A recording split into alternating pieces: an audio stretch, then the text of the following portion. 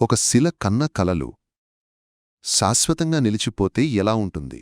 ఒక పెద్ద గ్రానైట్ బండ తనలో దాచుకున్న దేవాలయాలను, రథాలను, శిల్పాలను మనకు చూపిస్తే ఎలా ఉంటుంది? ఈ ఆలోచనే ఎంతో అద్భుతంగా ఉంది కదూ. ఆ రాళ్ల నిశ్శబ్దం వెనుక వందల ఏళ్ల నాటి కథలు, వేలమంది శిల్పుల శ్రమ, ఒక మహారాజు యొక్క ఆకాంక్ష దాగి ఉన్నాయి. నమస్కారం. స్లీప్ స్టోరీస్ తెలుగుకి స్వాగతం. ఈరోజు మీ పనులన్నీ, మీ ఆలోచనలన్నీ పక్కనపెట్టి మెల్లగా విశ్రాంతి తీసుకునే సమయం వచ్చింది. మీరు పడుకున్న చోట సౌకర్యంగా సర్దుకోండి. మీ కళ్ళు నెమ్మదిగా మూసుకోండి. మీ శరీరం బరువును కిందకు వదిలేయండి. ఒకసారి నెమ్మదిగా దీర్ఘంగా గాలి పీల్చి అంతే నెమ్మదిగా వదలండి. మీ భుజాలు, మీ దవడలు విశ్రాంతిగా ఉన్నాయో లేదో ఒకసారి గమనించండి. ఈ ప్రశాంతమైన క్షణంలో మీరు ఎక్కడి నుంచి వింటున్నారు? కామెంట్స్లో మాకు చెప్పండి. మీ ఉనికి మాకు ఎంతో ఆనందాన్ని ఇస్తుంది. ఈ రాత్రి మన ప్రయాణం సుదూరమైన గడిచిన కాలంలోకి, దాదాపు 1400 సంవత్సరాల వెనక్కి, సముద్రపు గాలి తాకుతున్న మామల్లపురం తీరానికి, 7వ శతాబ్దపు పల్లవ సామ్రాజ్యపు వైభవంలోకి. ఈ ప్రశాంత ప్రయాణంలో మనం మొదటగా ఒక స్థపతి బ్రాహ్మణుడిగా మారతాం. తాళపత్ర గ్రంథాలలోని శ్లోకాల మధ్యవులి చప్పుళ్లలయ మధ్య ఒక రాతి స్వప్నానికి మీరు మార్గనిర్దేశం చేస్తారు. ఆ తరువాత ఈ మహానిర్మాణానికి ప్రేరణ అయిన మహామల్ల నరసింహవర్మన్ యొక్క మనసులోకి తొంగిచూద్దాం. ఒక యోధుని పరాక్రమం, ఒక కళాకారుని సున్నితత్వం కలిసిన ఆ రాజు యొక్క కలను అర్థం చేసుకుందాం. అక్కడి నుండి మనం ఆయన కలల ప్రతిరూపాలైన పంచరథాలను సమీపిద్దాం. ఏకశిల నుండి పుట్టిన ఆ అద్భుతాల నిర్మాణ రహస్యాలను, వాటి చుట్టూ అల్లుకున్న ప్రశాంతమైన జీవితాన్ని నెమ్మదిగా గమనిద్దాం. చివరగా ఆ కళాఖండాల నీడన వర్ధిల్లిన నాటి పల్లవ ఉన్నత వర్గాల వారి దైనందిన జీవితంలోకి అడుగుపెడదాం. వారి సంగీతం, వారి వాణిజ్యం, వారి నిశ్శబ్దమైన ఆకాంక్షలను గమనిస్తూ నెమ్మదిగా నిద్రలోకి జారుకుందాం. ఈ చారిత్రక ప్రపంచం మిమ్మల్ని తనలోకి ఆహ్వానిస్తోంది. మీ మనసును తేలికపరిచి ఈ ప్రయాణానికి సిద్ధం కండి. మనమిప్పుడు గడియారంలోని ముల్లులను వెనక్కి తిప్పుతున్నాం. వెనక్కి, ఇంకా వెనక్కి, పల్లవ రాజుల స్వర్ణయుగంలో, ఆ సముద్రతీరంలో. మీ ప్రశాంతమైన రోజు నెమ్మదిగా మొదలవుతోంది. బ్రాహ్మీ ముహూర్తపు చల్లని నిశ్శబ్దంలో సుదూరంగా వినిపిస్తున్న సముద్రపు హోరు మీ నిద్రను మెల్లగా తడుతోంది. అది ఒక అలారం కాదు, ఒక ఆహ్వానం. కళ్ళు తెరవకముందే గాలిలో తేలియాడుతున్న ఉప్పు వాసన మీ నాసికను తాకుతుంది. మీ చుట్టూ ఉన్న చిన్న కుటీరంలో రాత్రి వెలిగించిన ప్రమిదలోని నూనె వాసన ఇంకా మిగిలే ఉంది. మీరు నెమ్మదిగా లేచి కూర్చుంటారు. మీ భుజాలు, మీ మెడ కాస్త విశ్రాంతిగా అనిపిస్తున్నాయి. ఒకసారి మీ దవడలను కూడా వదిలేయండి. రోజంతా పడిన శ్రమ తర్వాతై ఉదయం ఒక కొత్త శక్తిని నింపుతోంది. మీరు బయటకు అడుగుపెట్టగానే తూర్పున ఆకాశం ఇంకా నల్లని దుప్పటి కప్పుకునే ఉంది, కాని దాని అంచులకు ఎవరో వెండిరంగు పూసినట్లు కాంతి రేఖలు కనిపిస్తున్నాయి. మీ పాదాల కింద చల్లని మృదువైన ఇసుక రాత్రంతా మంచుతో తడిసి మీ నడకను స్వాగతిస్తున్నట్లుంది. మీరు సముద్రం వైపు నడుస్తుంటే అలల శబ్దం క్రమంగా పెరుగుతోంది. అది కేవలం శబ్దం కాదు, ఒక లయ, భూమి యొక్క గుండె చప్పుడులా, శాంతంగా, స్థిరంగా.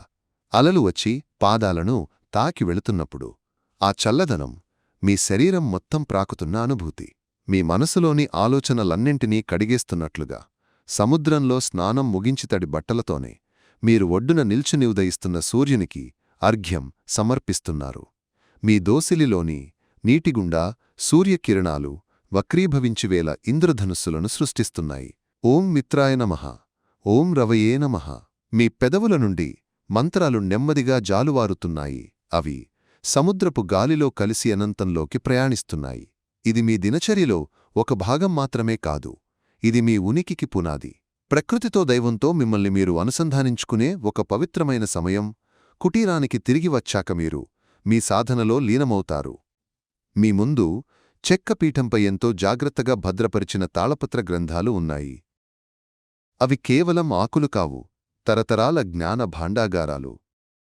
మీరు ఒక గ్రంథాన్ని నెమ్మదిగా విప్పుతారు. మీ వేళ్ల కింద పత్రాల గరుకు స్పర్శ, వాటిపై వాడిన ఇంకు యొక్క మట్టి వాసన అన్నీ మీకు సుపరిచితమే. ఆగమశాస్త్రంలోని శ్లోకాలు, శిల్పశాస్త్రంలోని నిష్పత్తులు, వాస్తు పురుషమండలం యొక్క రహస్యాలు అన్నీ ఆ ప్రాచీన లిపిలో నిక్షిప్తమై ఉన్నాయి. మీరు వాటిని చదవడం లేదు, వాటిని ధ్యానిస్తున్నారు. ప్రతి అక్షరం, ప్రతి గీత వెనుక ఉన్న అర్థాన్ని మీ మనసులో నింపుకుంటున్నారు. ఒక దేవతామూర్తిని ఎలా చెక్కాలి? ఆమె కళ్ళు కరుణను ఎలా పలకాలి? ఆమె చేతిలోని ఆయుధం శక్తిని ఎలా ప్రదర్శించాలి? ఆమె నిలుచున్న భంగిమలో ఎంతటి శాంతం ఉండాలి? ఈ ప్రశ్నలన్నింటికీ సమాధానాలు ఈ పత్రాలలోనే ఉన్నాయి. మీరు వాటిని మీ ఆత్మలోకి ఇంకించుకుంటున్నారు. మధ్యాహ్నం కావస్తుండగా మీరు నిర్మాణస్థలివైపు నడుస్తారు. మామల్లపురంలోని ఆ విశాలమైన ఇసుక మైదానంలో ఒక అద్భుతం రూపుదిద్దుకుంటోంది. 5 పెద్ద అయేకశిలలు 5 రాతి రథాలుగా మలచబడుతున్నాయి.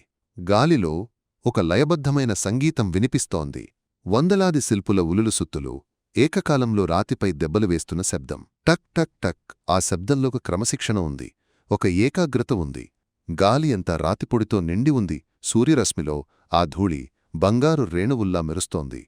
శిల్పులు మిమ్మల్ని చూడగానే వారి పనిని ఆపి గౌరవంగా నమస్కరిస్తారు. మీరు వారి గురువు, వారి మార్గదర్శి. మీరు కేవలం పండితులు కాదు, మీరు ఒక కలకి ప్రాణం పోస్తున్న స్థపతి. మీరు ఒక యువ శిల్పి దగ్గరికి వెళ్తారు. అతను ద్రౌపది రథంపై ఒక ద్వారపాలికను చెక్కుతున్నాడు. అతని ముఖంలో కొంచెం సందేహం, కొంచెం ఆందోళన. మీరు అతని భుజంపై చేయి వేసి సౌమ్యంగా నవ్వుతారు. తాళపత్ర గ్రంథంలోని ఒక శ్లోకాన్ని నెమ్మదిగా పఠిస్తూ, ఆ ద్వారపాలిక నడుము వంపు ఎలా ఉండాలో, ఆమె కనుబొమ్మల ఆకారం ఎంత సున్నితంగా ఉండాలో మీ వేలితో గాలిలో గీసి చూపిస్తారు. నిష్పత్తి అదే ముఖ్యం. దైవత్వానికి మానవత్వానికి మధ్య ఉన్న సరైన నిష్పత్తిని పట్టుకోవడమే శిల్పకళ యొక్క సారమని మీరు వివరిస్తారు. మీ మాటలు విన్నాక యువకుడి కళ్లల్లో ఒక కొత్త వెలుగు, ఒక స్పష్టత. అతను మళ్లీ తన పనిని ప్రారంభిస్తాడు. ఈసారి అతని ఉలిదెబ్బలో మరింత ఆత్మవిశ్వాసం ఉంది. మీరు అక్కడ ఉన్నంతసేపు ప్రతి రథాన్ని పరిశీలిస్తారు. ధర్మరాజు రథం యొక్క గంభీరతను, భీమరథం యొక్క విశాలతను, అర్జున రథం యొక్క సూక్ష్మమైన అలంకరణను, నకుల సహదేవ రథం యొక్క నిరాడంబరతను అన్నీ మీ మనసులోని ప్రణాళికకు అనుగుణంగానే రూపుదిద్దుకుంటున్నాయి. ఇది కేవలం రాతిని చెక్కడం కాదు, ఇది ఒక మంత్రాన్ని జపించడం లాంటిది. ప్రతి దెబ్బ ఒక అక్షరం, ప్రతి విగ్రహం ఒక పద్యం. ఈ పంచరథాలు రాతితో నిర్మించిన ఒక మహాకావ్యం. నెమ్మదిగా ఒక లోతైన శ్వాస తీసుకోండి. ఆ రాతిపొడి, వాసన, శిల్పుల చెమట, వాసన, సముద్రపు గాలి అన్నీ కలిసి ఒక సృష్టి యొక్క పరిమళాన్ని మీకు అందిస్తున్నాయి. సంధ్యా సమయం సమీపిస్తోంది. సూర్యుడు పడమటి సముద్రంలోకి జారుకుంటున్నాడు. ఆకాశం కుంకుమ, పసుపు, నారింజ రంగులతో ఒక అందమైన చిత్రాన్ని గీస్తోంది. శిల్పులందరూ తమ పనిముట్లను సర్దుకుని తమ ఇళ్లకు బయలుదేరారు. ఇప్పుడు ఆ ప్రాంగణంలో మీరు ఒక్కరే ఉన్నారు. ఆ రాతి రథాల మధ్య నిశ్శబ్దంగా నిలబడి ఉన్నారు.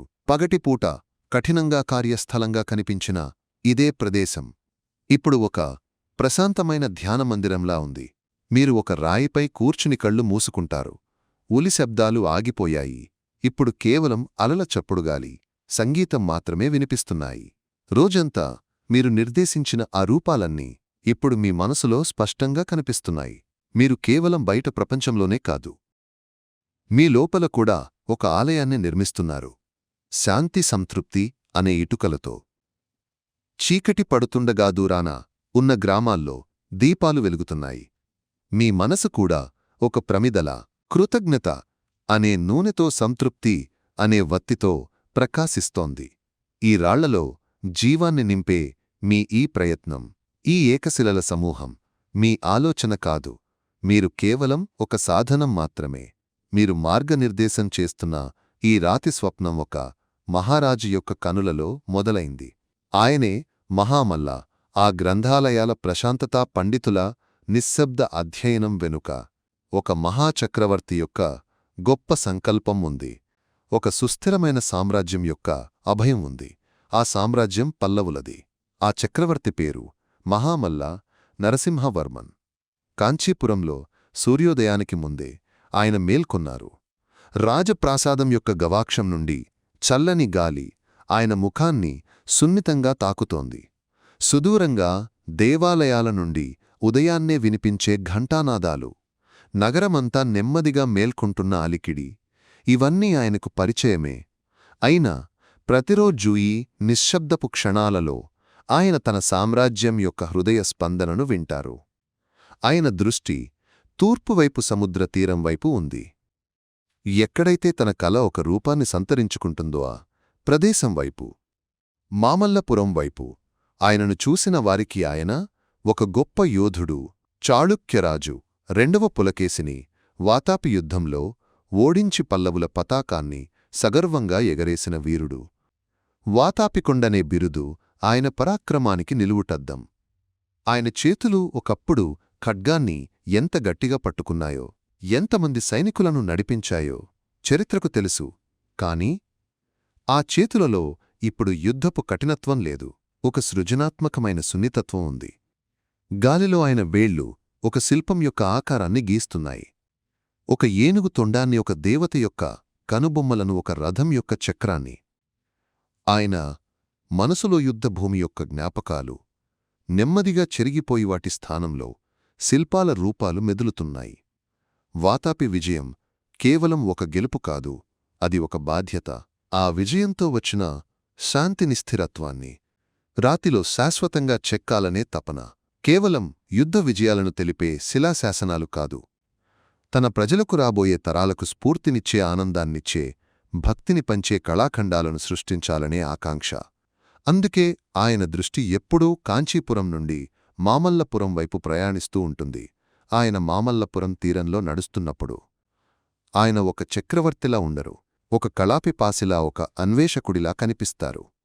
ఆయన పాదాల కింద ఇసుక మెత్తగా జారిపోతుంటే, సముద్రపు అలలు లయబద్ధంగా వచ్చి ఆయన పాదాలను తాకివెళ్తుంటే, ఆయన కళ్ళు తీరం వెంబడి ఉన్న పెద్ద పెద్ద గ్రానైట్ బండరాళ్లపై నిలుస్తాయి. ఇతరులకు అవి కేవలం రాళ్ళు, కాని నరసింహవర్మన్కు అవి నిద్రిస్తున్న అద్భుతాలు. ఒక రాయిలో ఆయనకు గంభీరంగా తల ఊపుతున్న ఏనుగుల గుంపు కనిపిస్తుంది. మరో బండరాయిలో ధ్యానంలో కూర్చున్న శివుడు కనిపిస్తాడు. ఇంకొక పొడవైన రాతిలో స్వర్గం నుండి భూమికి దిగివస్తున్న గంగానది ప్రవాహం కనిపిస్తుంది. ఈ రాళ్ల నిశ్శబ్దంలో ఆయన ఒక సంగీతాన్ని వింటారు. వాటి కఠినత్వంలో ఒక సౌందర్యాన్ని చూస్తారు. ఆ సముద్రపు గాలిని నెమ్మదిగా లోతుగా పీలుస్తూ, మీ భుజాలను కూడా కాస్త తేలికగా వదిలేయండి. ఆ గాలిలోని ఉప్పు వాసన, రాళ్లపై నాచువాసన అన్నీ కలిసి ఒక కొత్త సృష్టికి నాంది పలుకుతున్నాయి.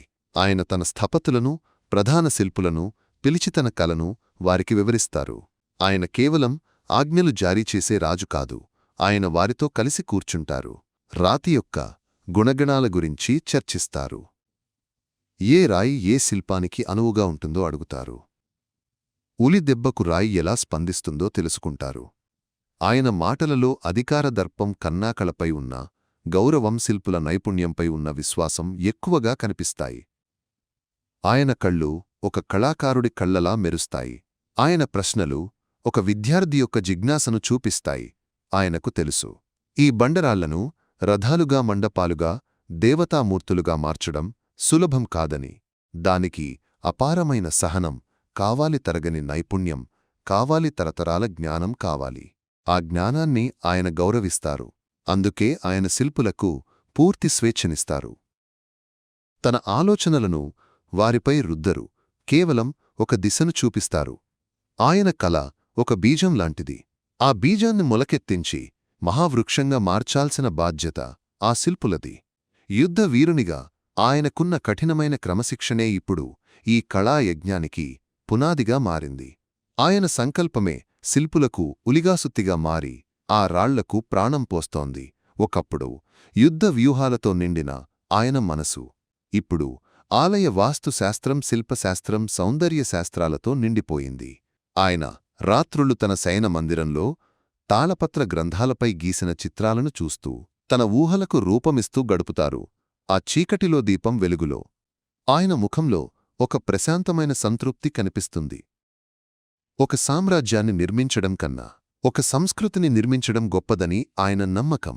మామల్లపురం కేవలం ఒక ఓడరేవు కాదు. అది పల్లవుల ఆత్మవారి కళాతృష్ణకు వారి భక్తికి నిలువుటద్దం. అది రాతితో రాసిన ఒక మహాకావ్యం. ఆ కావ్యానికి ఆయనే స్ఫూర్తి.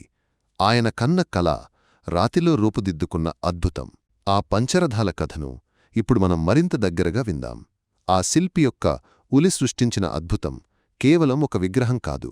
అది ఒక మహత్తర స్వప్నంలోని ఒక చిన్న భాగం మాత్రమే. ఆ స్వప్నమ్మా మల్లపురం తీరాన ఇసుక తిన్నెలపై రాతి రూపంలో శాశ్వతంగా నిలిచిపోయింది. సముద్రపు హోరుకు పోటీగా కొన్ని వందల ఉలుల సన్నని సంగీతం ప్రతి ఉదయం ఇక్కడ మొదలవుతుంది. తూర్పున సూర్యుడు తన బంగారు కిరణాలను బంగాళాఖాతంపై పరచగానే ఆ కాంతి ఇసుకలో పాక్షికంగా కూరుకుపోయిన 5 భారీ గ్రానైట్ శిలలపై పడి మెరుస్తుంది. అవి సాధారణ రాళ్లు కావు. అవి నిద్రిస్తున్న దేవాలయాలు. ఒక రాజు యొక్క కలను మోస్తున్న రాతి రథాలు. పల్లవ చక్రవర్తి నరసింహవర్మన్ తన శిల్పులకు ఒక స్వేచ్ఛనిచ్చారు. కేవలం కట్టడాలను నిర్మించడమే కాదు, రాతిలోంచి కవిత్వాన్ని చెక్కమని. ఆ కవిత్వమే ఈ పంచరథాలు. ఈ 5 నిర్మాణాలు ఒకే చోట ఉన్నా ప్రతి ఒక్కటి భిన్నమైన వ్యక్తిత్వాన్ని కలిగి ఉంది. వాటిని పైనుంచి కిందకు చెక్కారు. ఇది ఒక అసాధారణమైన పద్ధతి. పునాది నుంచి పైకి కాకుండా శిఖరం నుంచి పునాది వైపుకి. ఆకాశం నుంచే దేవతలు తమ ఆలయాలను భూమిపైకి పంపిస్తున్నట్టుగా ఉంటుంది ఆ దృశ్యం. శిల్పులు ఆ రాళ్లపై నిలబడిలయబద్ధంగా తమ సుత్తులను ఆడిస్తుంటేరాయి పొరలు పొరలుగా విడిపోతూ లోపల దాగి ఉన్న ఆకారాలకు ప్రాణం పోస్తుంది. ఈ గాలిలో ఉప్పు వాసనతో పాటురాతి ధూళి యొక్క సన్నని వాసన కూడా కలిసి ఉంటుంది. అక్కడ ఉన్న వాటిలో ధర్మరాజు రథం అన్నిటికన్నా ఎత్తైన దిగంభీరమైనది. దాని 3 అంతస్తుల విమానం ఆకాశాన్ని అందుకోవాలని ప్రయత్నిస్తున్నట్టుగా కనిపిస్తుంది. దాని గోడలపై చెక్కిన దేవతల విగ్రహాలు శివుడు, విష్ణువు, బ్రహ్మ కేవలం శిల్పాల్లా కాకుండా రాతిలో జీవిస్తున్నట్టుగా ఎప్పుడైనా మనతో మాట్లాడటానికి ముందుకు వస్తాయేమో అన్నంత సహజంగా ఉంటాయి. శిల్పి యొక్క ఉలి ఎంత సున్నితంగా ఆ రాతిని తాకిందో దేవతల ముఖాల్లోని ప్రశాంతతను, వారి వస్త్రాల మడతలను చూస్తే అర్థమవుతుంది. ఆ రథం ఇంకా అసంపూర్తిగానే ఉంది. బహుశా సృష్టికర్త తన కళను పరిపూర్ణం చేయడానికి తొందరపడలేదేమో. ఆ సౌందర్యాన్ని ఆస్వాదించడానికి సమయం తీసుకుంటున్నాడేమో. దాని పక్కనే భీమరథం ఒక పొడవైన విశాలమైన శాలవలే ఉంటుంది. బహుశా దేవతలు సభ తీర్చుకోవడానికి నిర్మించారేమో. దాని పైకప్పు ఒక పెద్ద పడవను బోర్లించినట్టుగా బలిష్టంగా ఉంటుంది. ఆ రథం నీడలో నిలబడితే సముద్రపు గాలి చల్లగా సేద తీరుస్తుంది. మీ భుజాలు విశ్రాంతి తీసుకుంటున్నాయి. మీ దవడలు సడలుతున్నాయి. ఆ ప్రశాంత వాతావరణంలో మీ శ్వాస కూడా నెమ్మదిస్తోంది. ఇక అర్జున రథం ఒక చిన్న రత్నంలా మెరుస్తూ ఉంటుంది. పరిమాణంలో చిన్నదైన దానిపై ఉన్న శిల్పకళ అత్యంత సున్నితంగా వివరంగా ఉంటుంది. దాని పక్కనే ఏకశిల మీద చెక్కిన ఒక నంది విగ్రహం తన స్వామి కోసం యుగాలుగా ఓపికగా ఎదురుచూస్తున్నట్టుగా కూర్చుని ఉంటుంది. దాని నిశ్చలత్వాన్ని చూస్తుంటే మనసులోని ఆలోచనలన్నీ ఆగిపోయి ఒక విధమైన ప్రశాంతత ఆవరిస్తుంది. ద్రౌపది రథం ఒక చిన్న కుటీరంలా ఎంతో నిరాడంబరంగా ఉంటుంది. దుర్గాదేవి కోసం అంకితం చెయ్యబడిన ఈ ఆలయం ఒక తల్లి ఒడిలా సురక్షితమైన భావనను కలిగిస్తుంది. దాని సరళతలోనే గొప్ప అందం దాగి ఉంది. చివరగానకుల సహదేవ రథం దాని వెనుక భాగం ఏనుగు వీపు ఆకృతిలో ఉంటుంది. దాని పక్కనే నిలబడిన జీవకళ ఉట్టిపడే ఏనుగు శిల్పం మామల్లపురానికే ఒక కాపలాదారులా నిలుస్తుంది. ఈ 5 రథాలను పాండవులు, ద్రౌపది పేర్లతో పిలుస్తున్నావి కేవలం కథానాయకుల స్మారకాలు కావు. అవి భవిష్యత్ తరాల శిల్పుల కోసం, వాస్తుశిల్పుల కోసం రాయబడిన ఒక శిలాగ్రంథం. ద్రావిడ వాస్తుశిల్పంలోని వివిధ రీతులను ప్రదర్శించే ఒక ప్రయోగశాల. ఈ రథాల చుట్టూ జీవితం నెమ్మదిగా సాగిపోతుంది. శిల్పులు, వారి కుటుంబాలు సమీపంలోని తాటాకు పాకలలో నివసిస్తారు. పగలు తండ్రుల ఉలుల చప్పుడు వింటూ రథాల నీడలో పిల్లలు ఆడుకుంటారు. సాయంత్రం పని ముగించుకున్న శిల్పులు సముద్రపు ఒడ్డున కూర్చుని అలల చప్పుడు వింటూ తాము సృష్టించిన అద్భుతాలను చూసి సంతృప్తిగా నిట్టూరుస్తారు. దూరం నుంచి వచ్చే విదేశీ నౌకలలోని నావికులు తీరంలో ఈ రాతి అద్భుతాలను చూసి ఆశ్చర్యపోతారు. వాటిని భూలోకంలోని స్వర్గపు రథాలని భ్రమిస్తారు. రాత్రిళ్ళు చంద్రుని వెన్నెలలో ఈ రథాలు వెండితో చేసినట్టుగా మెరుస్తూ నిశ్శబ్దంగా కథలు చెబుతాయి. ఒక రాజు కలల గురించి, కొన్ని వందల మంది కళాకారుల తపస్సు గురించి మరియు రాతికి ప్రాణం పోసిన ఆత్మల గురించి. ఈ కళాఖండాల నీడన కేవలం శిల్పులు మాత్రమే కాదు, వారిని పోషించిన ఉన్నత వర్గాల వారు కూడా వర్ధిల్లారు. వారి జీవితాలు కూడా ఈ కళవలనే ప్రశాంతంగా, అందంగా సాగిపోయాయి. ఇప్పుడు మనం ఆనాటి సామాజిక జీవితంలోని ప్రశాంతమైన కోణంలోకి మెల్లగా అడుగుపెడదాం. రాజుగారి కలలు నెమ్మదిగా సముద్రపు అలలమీద తేలియాడుతుండగా, ఆ కలలకు ప్రాణం పోస్తున్న విశాల పల్లవ సామ్రాజ్యం కూడా రాత్రి చల్లదనంలో సేద తీరుతోంది. రాజు ఒక్కడే కాదు కదా, ఆయనతో పాటు ఆయన రాజ్యాన్ని నడిపించే ఎందరో ఉన్నత వర్గాల వారు తమ గృహాలలో ఈ రాత్రి ప్రశాంతతను అనుభవిస్తున్నారు. కాంచీపురంలోని ఒక విశాలమైన భవంతిని ఊహించుకుందాం. అది ఒక సేనాధిపతి నివాసం. బయట వీధులు నిశ్శబ్దంగా ఉన్నాయి, కాని లోపల ప్రాంగణంలో నూనె దీపాల వెలుగు రాతి స్తంభాలపై నాట్యం చేస్తోంది. ఆ వెలుగులో ఇంటి యజమానియా సేనాధిపతి తన భార్యతో కలిసి చల్లని రాతి అరుగుమీద కూర్చుని ఉన్నారు. వారిద్దరూ ఖరీదైన కాని ఆడంబరం లేని పట్టు వస్త్రాలు ధరించి ఉన్నారు. ఆమె మెడలో ఒక సన్నని బంగారు గొలుసు ఆ దీపాల కాంతికి మెరుస్తోంది. వారి మాటలు నెమ్మదిగాగు సగుసలుగా సాగుతున్నాయి. పగటిపూట జరిగిన ఆస్థాన విశేషాల గురించో, రేపు జరగబోయే కవిత్వ గోష్ఠి గురించో మాట్లాడుకుంటున్నారు. గాలిలో మల్లెపూల సువాసన ఎక్కడో దూరాన ఉన్న తోట నుండి నెమ్మదిగా తేలివస్తోంది. వారి గృహం కేవలం ఇటుకరాళ్లతో కట్టింది కాదు, అది వారి హోదాకు, వారి సంస్కారానికి ప్రతిబింబం. ఒక మూలరోం నుండి తెప్పించిన అందమైన జాడీ, మరోపక్క ఆగ్నేయాసియా నుండి వచ్చిన సుగంధ ద్రవ్యాల పెట్టె. వారి జీవితం కేవలం యుద్ధాలు, వ్యూహాలమయం కాదు. కళలు, సాహిత్యం, విదేశీ వాణిజ్యంతో ముడిపడి ఉన్న ఒక సుసంపన్నమైన జీవనం. వారు కూడామామల్లపురంలో జరుగుతున్న అద్భుత నిర్మాణాల గురించి మాట్లాడుకుంటున్నారు. రాజుగారి సంకల్పానికి తమ వంతు సహాయం ఎలా అందించాలా అని ఆలోచిస్తున్నారు. అదే సమయంలో ఆ భవంతి గోడలకు ఆవల సామాన్య ప్రజల ప్రపంచం ఉంది. వారి ఇళ్ళు మట్టితో, వెదురుతో, కలపతో కట్టినవి.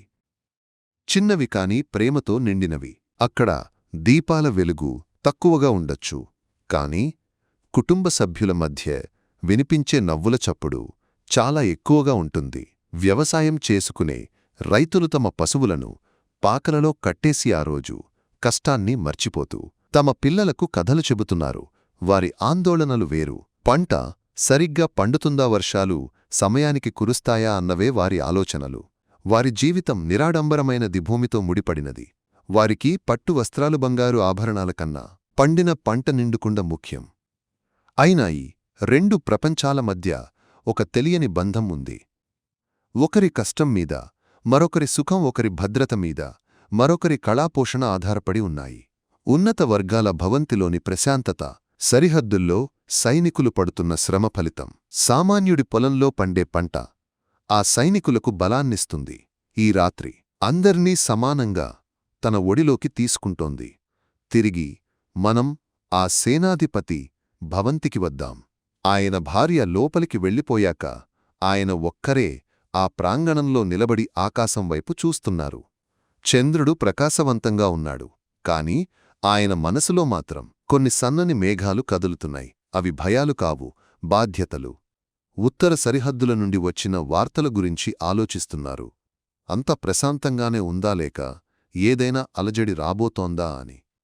తూర్పు సముద్రం మీద ప్రయాణిస్తున్న వాణిజ్య నౌకల గురించి ఆయనకు ఆందోళనగా ఉంది.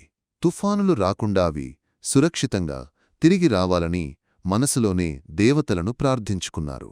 ఆ నౌకలు తెచ్చే సంపద రాజ్యానికి ఇక్కడ జరుగుతున్న ఈ అద్భుతమైన కళాపోషణకు ఎంతో అవసరం. కొన్నిసార్లు ఆయనకు వారసత్వ పోరుల గురించిన పాత కథలు గుర్తొచ్చి ఒక చిన్న నిట్టూర్పు వస్తుంది. ఈ ప్రశాంతత, ఈ స్థిరత్వం ఎప్పుడూ ఇలాగే ఉండాలని కోరుకుంటారు. ఈ ఆలోచనల బరువును గమనించినట్టుగా ఆయన తన భుజాలను కొద్దిగా సడలించి ఒక లోతైన శ్వాస తీసుకున్నారు. రాత్రి గాలిలోని చల్లదనమా, చందనపు సువాసన ఆయన మనసులోని ఆలోచనల వేడిని నెమ్మదిగా చల్లార్చింది. ఈ బాధ్యతలు ఈ ఆందోళనలు తన జీవితంలో భాగమేననియవి తన కర్తవ్యమని ఆయనకు తెలుసు. నెమ్మదిగా రాజధాని నగరం మొత్తం నిద్రలోకి జారుకుంటోంది. పండితుల ఇళ్లలో తాళపత్ర గ్రంథాలు మూసుకున్నాయి. శిల్పుల వీధుల్లో సుత్తిచప్పుళ్ళు ఆగిపోయాయి. వర్తకుల అంగళ్లలో దీపాలు ఆరిపోయాయి. రాజుగారి కోటలో కావలి ఉన్న సైనికుల అడుగుల చప్పుడు తప్ప అంతా నిశ్శబ్దం. సేనాధిపతి కూడా తన ఆలోచనలకు స్వస్తి చెప్పి విశ్రాంతి కోసం లోపలికి నడిచారు. ఈ రాత్రి కేవలం విశ్రాంతిని మాత్రమే కాదు, రేపటి ఆశను కూడా మోసుకొస్తోంది. రేపు ఉదయం సూర్యుడు ఉదయించినప్పుడు మళ్లీ మామల్లపురంలో ఉలిచప్పుడు మొదలవుతుంది. మళ్లీ ఆస్థానంలో కవిత్వం వినిపిస్తుంది. మళ్లీ పొలాల్లో నాగలి కదులుతుంది. మళ్లీ వాణిజ్య నౌకలు కొత్త దేశాలకు బయలుదేరతాయి. ఆ కలలు, ఆశలు, ప్రయత్నాలు అన్నీ ఈ రాత్రి ప్రశాంతతలో శక్తిని పుంజుకుంటున్నాయి.